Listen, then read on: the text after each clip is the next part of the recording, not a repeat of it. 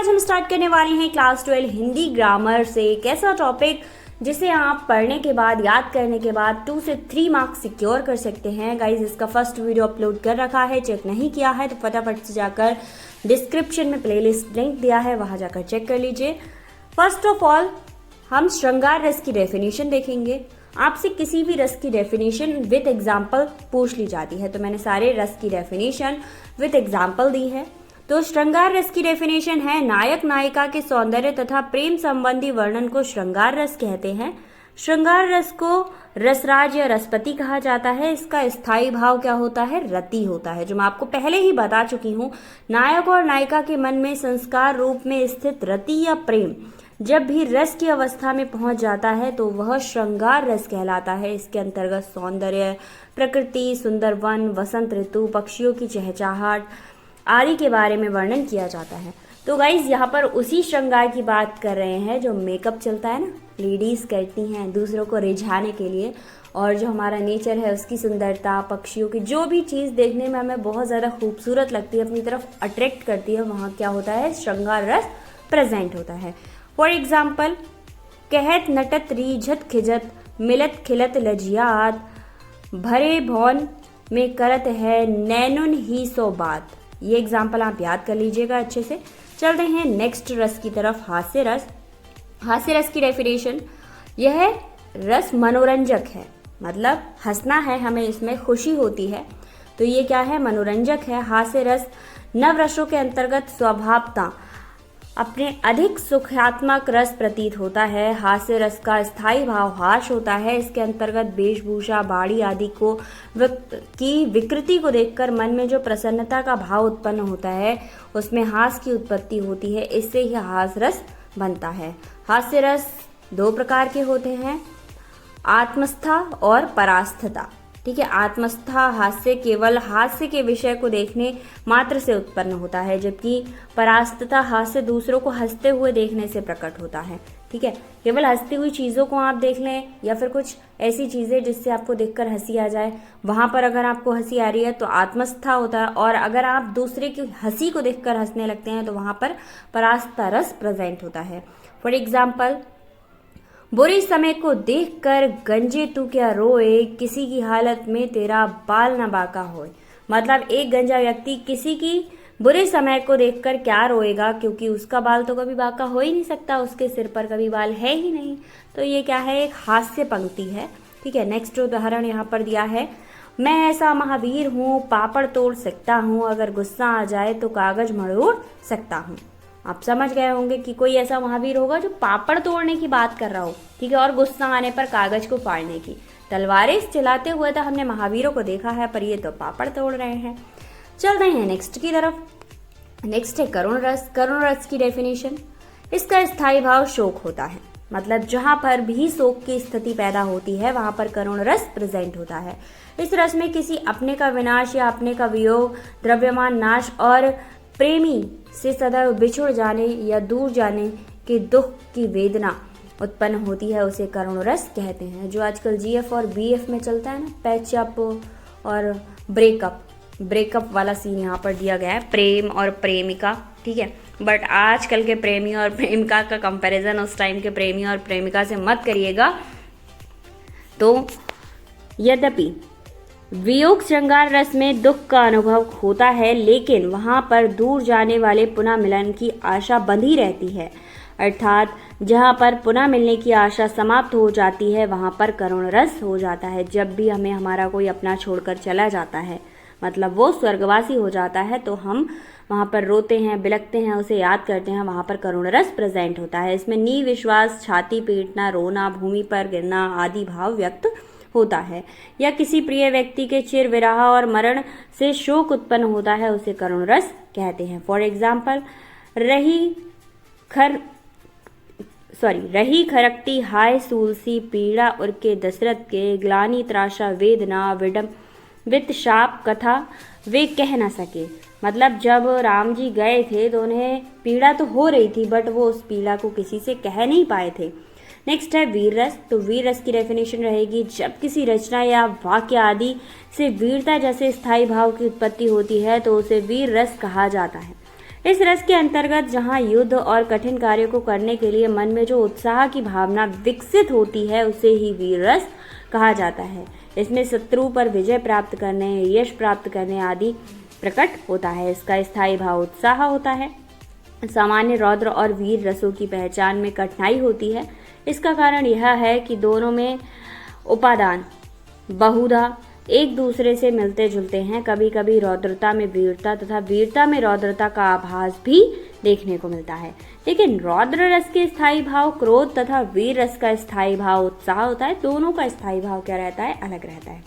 वीरता का मतलब होता है अपने अंदर जो वीरता है उसको दिखाना, पर रौद्र रस क्या होता है? गुस्से में किसी काम को कर जाना, तो वो वीरता नहीं कहलाती है। एग्जाम्पल क्या रहेगा? बुंदेलहर बोले कि मुख हमने सुनी कहानी थी, खूब लड़ी मर्दानी वो तो झांसी वाली रानी थी। ठीक है, तो ये क्या था? अघाचार्य भरत मुनि ने वीर रस के 3 प्रकार बताए हैं। फर्स्ट है दानवीर, धर्मवीर और युद्धवीर। अगर आपको लगता है इन्हें स्टडी हमें करना चाहिए तो आप मुझे कमेंट करके ज़रूर बताना, मैं इसको डिटेल में बताने की कोशिश करूंगी। नेक्स्ट है हमारा रौद्र रस। रौद्र रस की डेफिनेशन रहेगी, इसका स्थायी भाव सबसे पहले इसका स्थायी भाव क्रोध होता है। जब किसी एक पक्ष या दूसरे व्यक्ति द्वारा दूसरे पक्ष या दूसरे व्यक्ति का अपमान करने अथवा अपने गुरुजन आदि की निंदा से जो क्रोध उत्पन्न होता है उसे रौद्र रस कहते हैं। इसमें क्रोध के करने मुख लाल हो जाना, दांत पीसना, शस्त्र चलाना, भौहें चढ़ाना आदि भाव उत्पन्न होते हैं। तो गाइस डेफिनेशन का ऐसा रहता है, मैंने आपको काफ़ी इजी वे में बताने की कोशिश की है, एक नॉर्मल लाइन में जो आप याद रखते हैं, जो आपके अंदर भाव उत्पन्न होते हैं उन्हीं भावों को एज इट इज़ लिख सको। इसलिए आप ज़्यादा टफ करने की कोशिश करना मत, इसी डेफिनेशन को लिखना काफ़ी ईजी रहती है। और काव्यगत रसों में रौद्र रस का महत्वपूर्ण स्थान रहता है। भरत के नाट्य शास्त्र में श्रृंगार रस, रौद्र रस, वीर और विभत्स इन चारों रसों में से ही को ही प्रधान माना गया है तथा इन्हीं में अन्य रसों की उत्पत्ति बताई गई है। फॉर एग्जाम्पल, श्री कृष्ण के सुन वचन अर्जुन शोभ से जलने लगे, सब शील अपना भूल कर कर तल युगल मलने लगे। संसार देख हमारे शत्रु रण मृत पड़े, संसार देखे अब हमारे शत्रु रण में मृत पड़े, करते हुए ये घोषणा बे हो गए उठकर खड़े। तो ये इसका अच्छा उदाहरण है और काफ़ी आसानी से आपको याद हो जाता है। नेक्स्ट चलते हैं अद्भुत रस की तरफ। अद्भुत रस की डेफिनेशन है, जब व्यक्ति के मन में विचित्र अथवा आश्चर्यजनक वस्तुओं को देखकर जो विस्मय आदि के भाव उत्पन्न होते हैं उसे ही अद्भुत रस कहा जाता है। इसके अंदर रोमांचक, आंसू आना, कांपना, गदगद होना, मतलब जब होता है ना हम डर जाते हैं, आंखें फाड़कर देखना, भय व्यक्त होना, इसका स्थायी भाव आश्चर्य होता है। आपने देखा होगा जब किसी चीज़ को हम देखकर शॉक हो जाते हैं, जैसे सांप को देखने के बाद हम चौंक जाते हैं, किसी की डेड बॉडी देखने के बाद या फिर किसी को अजीब हरकतें देखते हुए, तो वहाँ पर अद्भुत रस प्रेजेंट होता है। फॉर एग्जाम्पल, देख यशोदा शिशु के मुख में सकल विश्व की माया, क्षण भर को बनी अचेत, हिला ना सकी कोमल काया। जब श्री कृष्ण श्री कृष्ण की जो माँ थी यशोदा, इन्होंने श्री कृष्ण के मुख में पूरे संसार के दर्शन किए थे तो वो कुछ टाइम के लिए बेहोश हो गई थी और अपनी काया को ठीक से रख नहीं पाई थी।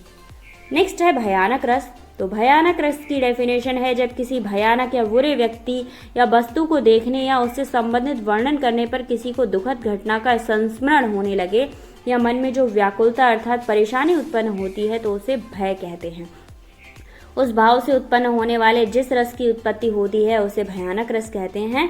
इसके अंतर्गत कंपन, पसीना छूटना, मुंह सूखना, चिंता आदि के भाव उत्पन्न होते हैं। इसका स्थायी भाव भय होता है।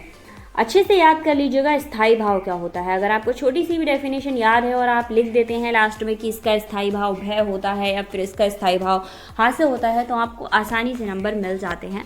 अब देखते हैं इसका एग्जाम्पल। तो अखिल यौवन के रंग उभारे, हड्डियों के हिलते कंकाल, कचों के चिकने काले, व्याल कुचली का सिवाड़। तो ये इसका एग्जाम्पल है, अच्छे से याद कर लीजिएगा। नेक्स्ट चलते हैं विभत्स रस। ठीक है, विभत्स रस की डेफिनेशन है, इसका स्थायी भाव जुगुप्सा रहता है। घृणित वस्तुएं, घृणित चीजें या फिर घृणित व्यक्तियों को देखकर या उनके संबंध में विचार करके उनके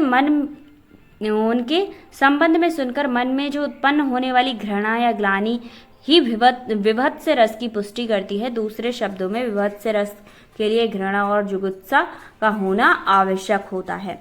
नेक्स्ट आप ये देख लीजिएगा, बहुत लंबा चला जाएगा, अच्छे से यहाँ पर डिटेल में ये लिखना ज़रूरी रहता है आपका, ठीक है। ये वाला पोर्शन आप लिख सकते हैं, इसको आप छोड़ भी सकते हैं।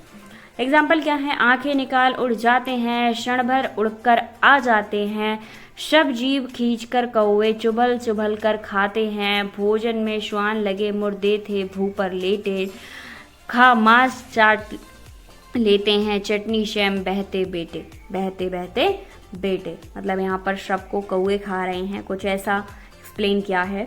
इसके बाद आता है हमारा शांत रस। तो शांत रस में कहते हैं मोक्ष और आध्यात्मता की भावना से जिस रस की उत्पत्ति होती है, एक बार फिर से रिपीट करती हूँ, मोक्ष और आध्यात्मता की भावना से जिस रस की उत्पत्ति होती है उसको शांत रस नाम देना संभव है, ठीक है। इस रस में तत्व ज्ञान की प्राप्ति और संसार से वैराग्य होने पर, परमात्मा के वास्तविक रूप का ज्ञान होने पर मन को जो शांति मिलती है वह रस शांत रस की उत्पत्ति होती है। जहाँ ना दुख होता है ना द्वेष होता है, मन सांसारिक कार्यों से मुक्त हो जाता है, मनुष्य वैराग प्राप्त कर लेता है, शांत रस कहा जाता है। इसका स्थायी भाव निर्वेद उदासीनता होता है, ठीक है। उदाहरण, जब मैं था तब हरि नहीं, अब हरि है तो मैं नहीं, अब अंधियारा मिट गया जब दीपक देव्या माही, ठीक है। इसके बाद आता है हमारा वात्सल्य रस, ठीक है। वात्सल्य रस का स्थायी भाव होता है वात्सल्यता यानी अनुराग। माता का पुत्र के प्रति प्रेम, बड़ों का बच्चों के प्रति प्रेम, गुरुओं का शिष्य के प्रति प्रेम, बड़े भाई का छोटे भाई के प्रति प्रेम आदि का भाव स्नेह कहलाता है। यही स्नेह भाव परिपुष्ट होकर वात्सल्य रस कहलाता है। फॉर एग्जाम्पल, बाल दशा मुख निरखनी जशोदा, पुनि पुनि नंद बुलावती, अंचर तर ले ढकी सुर, प्रभु को दूध पियावती। इसके बाद आता है हमारा भक्ति रस, जो कि मोस्ट इम्पॉर्टेंट रहता है एंड हमारा लास्ट रस रहता है। इसका स्थायी भाव होता है देवव्रति, ठीक है। क्या होता है? देवव्रति। इस संसार में ईश्वर की अनुरक्ति और अनुराग का वर्णन होता है, अर्थात इस रस में ईश्वर के प्रति प्रेम का वर्णन किया जाता है। एग्जाम्पल है, अशुभन जल सींची सिंची, प्रेम बेली बोई, माँ की लगन लागी, होनी हो सो होई। तो ये थी आपकी रस की सारे रस की definition and example. I hope आपको समझ आई होगी। मिलते हैं नेक्स्ट वीडियो में। अगर आपके फ्रेंड्स को इसकी ज़रूरत है तो शेयर ज़रूर करना। एंड क्लास 12th और 10th में जितने भी इंपॉर्टेंट टॉपिक रहते हैं जो 2 से 3 मार्क्स में रहते हैं, सारे वीडियोस प्रोवाइड हैं, फटाफट से जाकर चेक कर लो। मिलते हैं नेक्स्ट वीडियो में। Thank you so much.